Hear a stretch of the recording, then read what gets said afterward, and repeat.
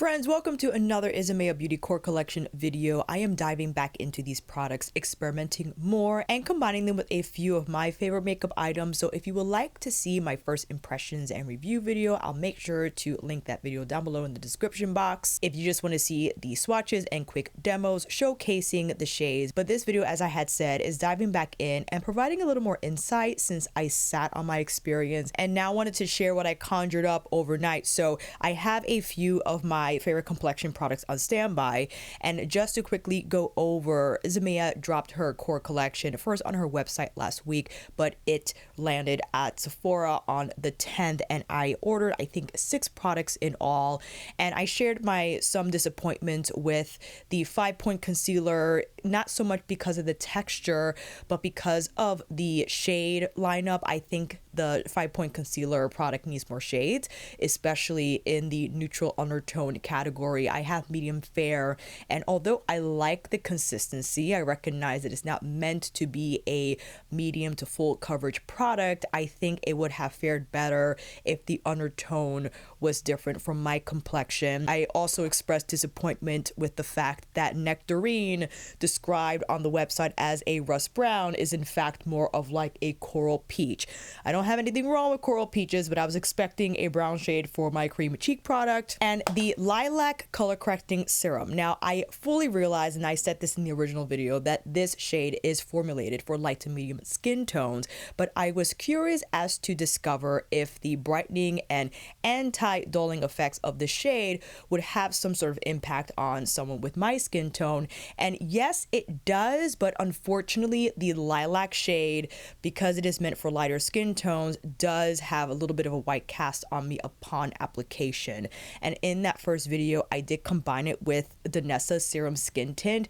It didn't have much impact on the color, so today I wanted to combine it with Dior's Star Filter to see what that would bring up. And I also wanted to experiment with the sculpting stick again, combining with eyeshadows. Maybe we'll pull up whether it be Isamaya's Industrial one or maybe her Wild Star palette to see how those neutral matte shades pair with the sculpting stick, and a few other combinations I had in mind. So if you have your Isamaya products from her recently released core collection and you want to experiment too, well, it's time for you to come in a little closer. Coming at you bare skinned, and I have to say, in terms of the color correcting serum, based off the core collection and the products, I think that antimicrobial gel, or whatever it's called, is like the primer of the core collection. Isamaya had said that she wanted to develop a gel-like consistency as a primer, providing a slew of skincare benefits such as anti-pollution, anti-dust, anti-this, anti-that. So I think this is not so much to provide as much conditioning and moisture as that gel does.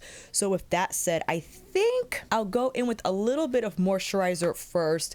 Even though this is the mini Lala Retro Cream jar, I fill it up with the CeraVe moisturizing cream. I think this will also provide a little more of a glide for the color correcting serum. In addition, I feel the color correcting serum lineup needs another shade between lilac and olive. Even though olive is described to be for my skin tone part of the spectrum, online it just looks a little too dark for me, and I want something that's going to even up my skin tone and provide some correcting, but I don't want to tan with the evening of tone. Does that make any sense? Which is why I thought maybe we can mix together 3N, which is a far more appropriate shade for my entire face, and then see what happens if we mix it with the lilac. So this is the color of 3N from Dior's Star Filter, right? Just far better in terms of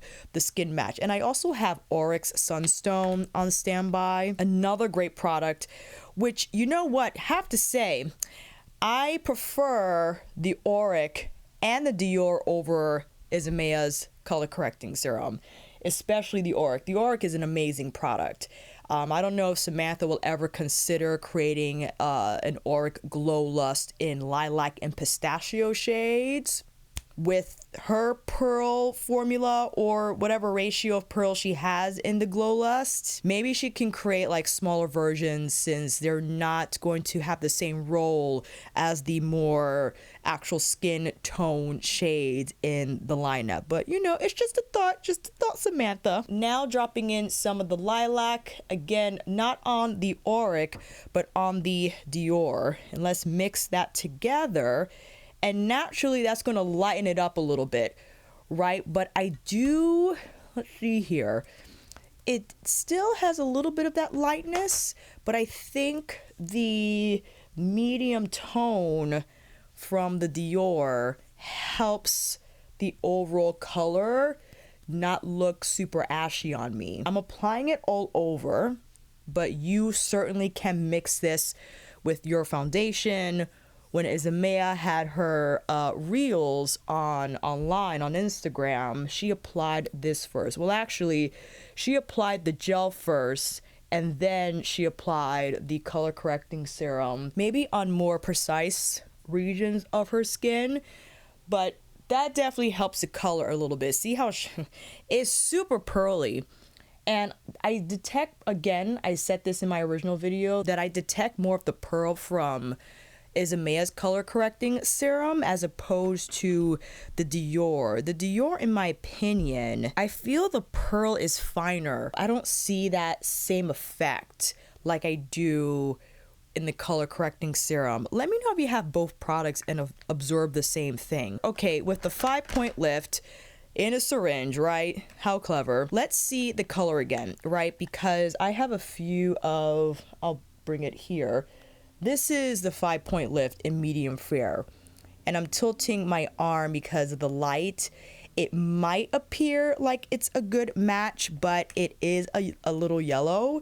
This is Natasha Denona's NP10. See how much pigment you get from the concealer.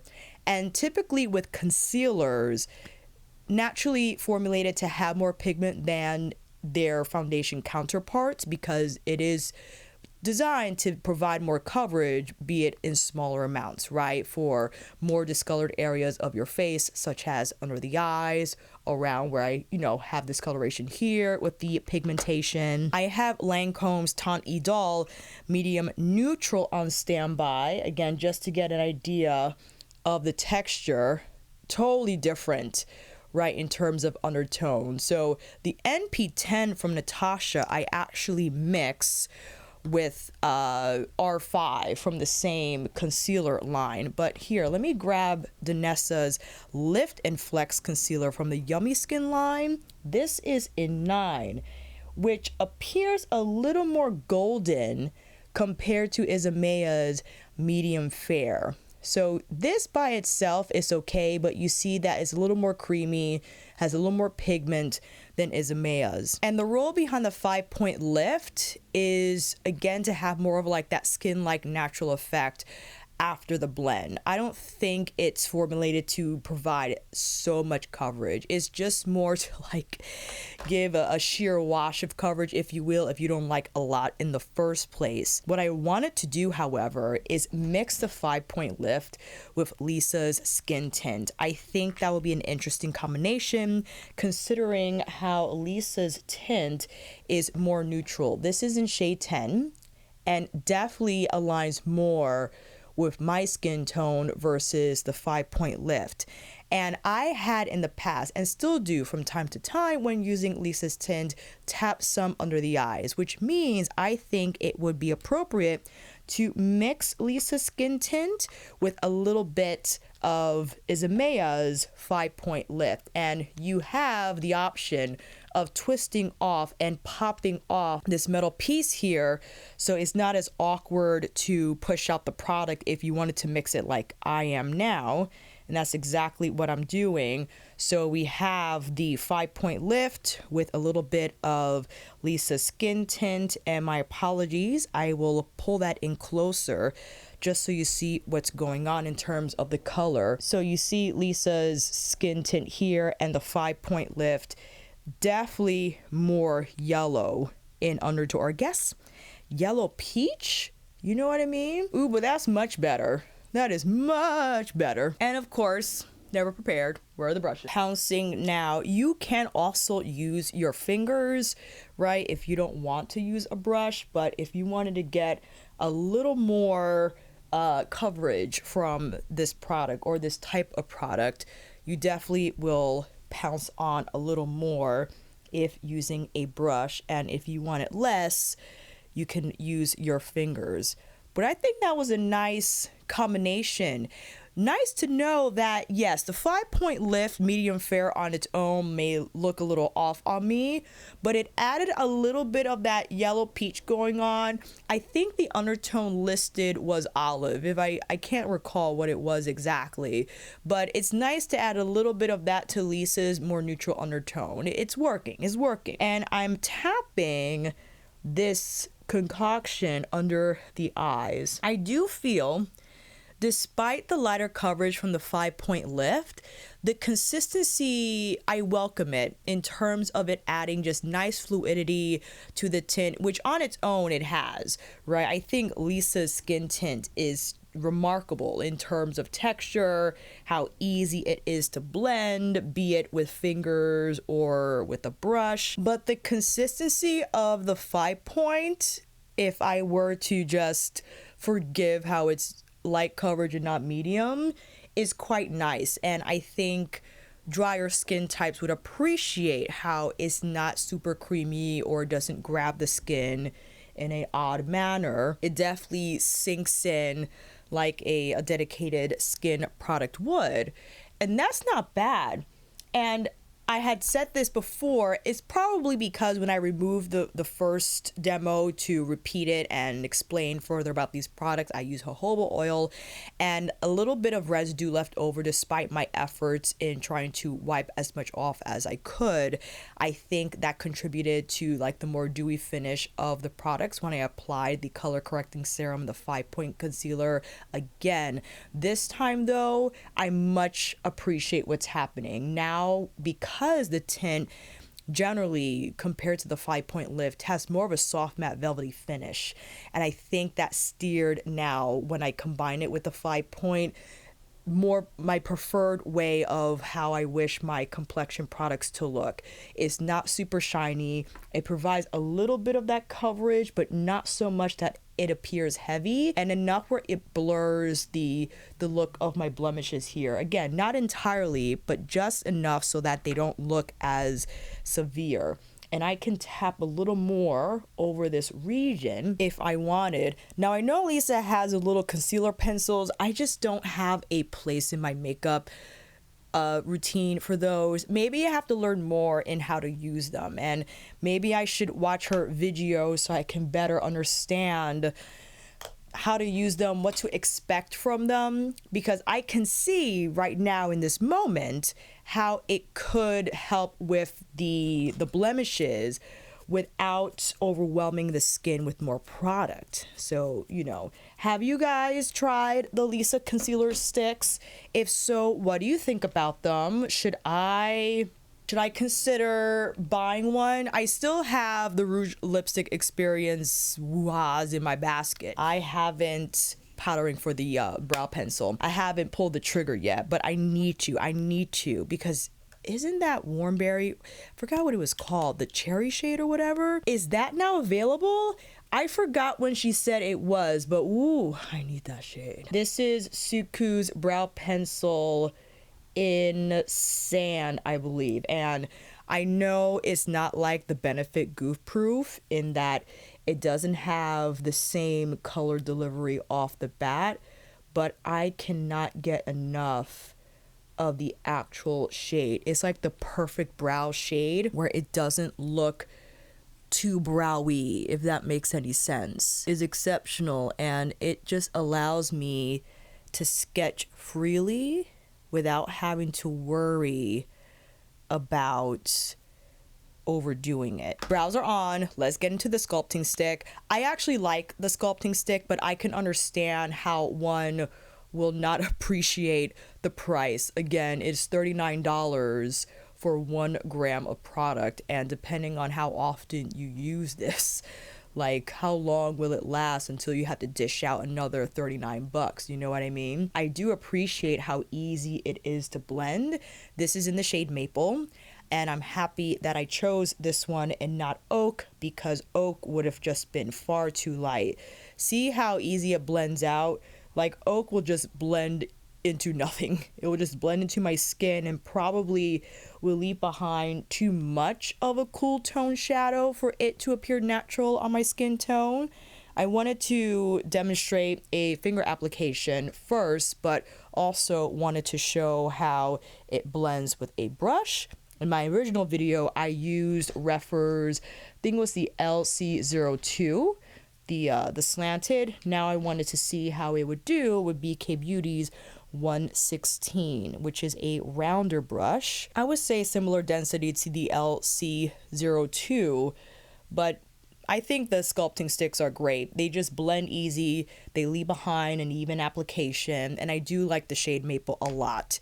If you need a little bit of adjusting here, you could take whatever tool you use to apply your foundation, or if it was with your fingers, you could tap around the edges of the sculpting stick. I also had experimented with the jaw stuff.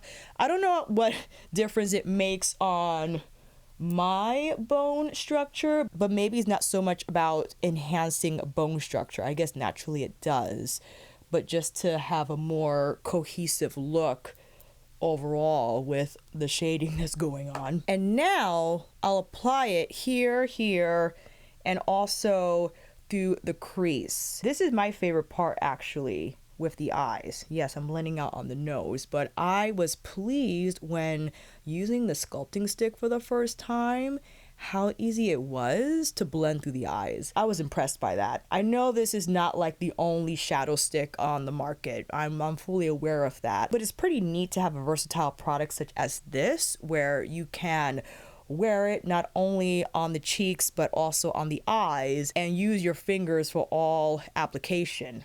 Let me blend out a little bit more. Nose contouring, shading, whatever you want to call it, is always a little tricky, right? I'm applying a little more of my Lisa Isamaya cocktail. Yes, just to make sure it doesn't look crazy. I also like to apply the sculpting stick on my lip. I think it's a great color for my lip. See that? Giving monochromatic. And now with this nectarine shade, I'm thinking the next one I will like to buy is either Sultan or Capricorn. The shade description says brown, but I don't know now. I feel like I gotta wait until this pops up in store so I could be sure. But here, one side is with a finger application, and again, it's a slick type of a consistency, lightweight, doesn't have any fragrance, and the application is pretty even. You can see that no foundation was lifted from underneath. The sculpting stick application remained intact. If you want to see how this fares with a brush, I'll take BK Beauty's 116 again, pounce around, and there you go. That's a nice application as well. You'll see that you'll get far more color payoff with a brush application, especially with a denser one as opposed to a finger application. If you want something more lightweight, a little more wash of color, you could definitely use your fingers. But if you want a little more powwow, as I would like from this shade, I'm going back in first side with the brush here. And since we're here, this is Oryx High Noon. Let's see here. Do I have? No, I got to do a new area. Okay. This is Nectarine from Isamaya. This is the blush shade from Oryx face palette in High Noon that has a little more coral in there, and this is a tighter, slightly drier consistency compared to Isamaya's blush duo formula. I would say that the highlight side is like between the Dew Beam and highlight consistency. The highlight consistency is a lot drier than the highlight side from Isamaya's duo, but this isn't as tacky as the Dew Beam consistency. So I just wanted to put that out there. The highlighter from the duo has a little bit of tact, but it's not sticky, and it applies evenly on the cheekbones. Definitely has more of a wet effect. And allow me to grab her Dazzle stick, which definitely has more of like a slip to it. It doesn't have the same amount of color as her highlight does, right? And this has definitely more of a wet effect. This is from her Wildstar collection. I actually like this highlighter a lot, but if you wanted more color from the Dazzle stick, you'll definitely get more color from the highlight side in her duo. Now for the eyeshadow, I picked up the Wildstar palette because I thought it would be interesting to see how these shades work on top of the sculpting stick setup, right? I applied the sculpting stick on my eyes again in the shade Maple, and we can do more of a one and done type of a shadow gig. So let's pick, let's do this shade here, what someone had said, and they are correct. Rose Fire Nectar in the house. I'm tapping here on my lid, and where's the mirror? And that's a nice setup. I think the sculpting stick provides a little bit of zhuzh, if you will, for these drier textures. But the thing is, I don't know how it will help with longevity. So I'll have this shadow on for a little bit because I do have to wash my hair. But for the amount of time I have the shadow on, perhaps I can see how quickly this will break down. If it does, probably will, because you know that's just the way it goes. Little brush to apply more of like this lighter shade here, this what I would say is like Astral Lunar Gold from Bronze Seduction for the inner corner, a little bit of Sparkly Arcly, and I'll take a fluffier brush to throw in a little bit of that saddle shade through the crease. You don't have to, because you can see the blend from the sculpting stick, how naturally that provides a little bit of shading. But if you want to lock in the consistency, I'm grabbing the medium brown shade from the Wildstar palette and just tossing it here lightly on the edges, right? Because if you want it to set just a touch, you could go in with this step. And I'll take the darkest brown and lightly tap that on the outer lid. Not so much, but just to provide a little bit of shading, not to completely overwhelm the lid, as I want the showcase shade to still come through. Okay, the lip balm I like because I enjoy the amount of color payoff it provides. But it's funny, I don't know what I was expecting from a lip balm presenting a metal finish. I guess because since it was a balm, I wasn't expecting so much color payoff. I know that's odd because that's what we want, but this is giving lipstick. I mean, I could show you right now. I also have the lip liner in Liberica with 1 penny, the shade for the metal balm. Cools down the metal balm significantly, so I just wanted to show this 1 penny solo, and I like that on its own because it already has a cool undertone by itself. But when paired with Liberica, if you don't know what that looks like, where is it? This is super cool tone. I think one of my Suqqu moisture glaze, maybe in number 6, will look really nice with Liberica, or I'll choose like a more, you know what? Actually, stand by. So this is how 1 penny looks, how the cheeks look, how the skin looks. So these are a few close-ups of our experiment today. I would like to take off 1 penny and combine Liberica with a warm beige shade. I know that sounds scary, but we're gonna do it. And I know I don't have any lashes on, but I don't mind the shadow no lash look. Actually, that's what I did by accident in my January favorites video. I was editing and realized you didn't put on any lashes, Alicia. You just did your eyeshadow and press record. It's fine, you know, it happens. But I will apply a little bit of my concoction because I don't want the grayish undertone from 1 penny to interfere with the Suqqu Sheer Matte. Okay, Liberica with Suqqu's Sheer Matte in 14. Ooh, that's pretty. Oh, I like that. I like that a lot. I found the role for Liberica. I was worried in my first video because I have not yet nailed down the right combination. But what I adore what's happening now is that despite how warm this Suqqu sheer matte is. When combining it with the, I think it's called the black gray on the product page, it just makes it so grungy. I love it.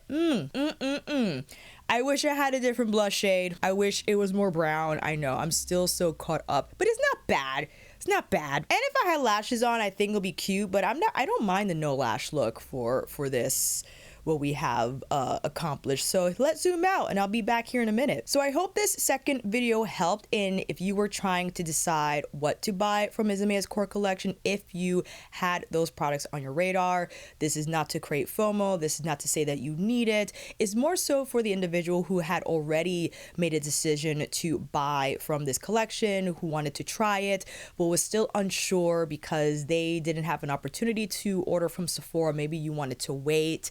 You didn't trust the product descriptions nor those photos.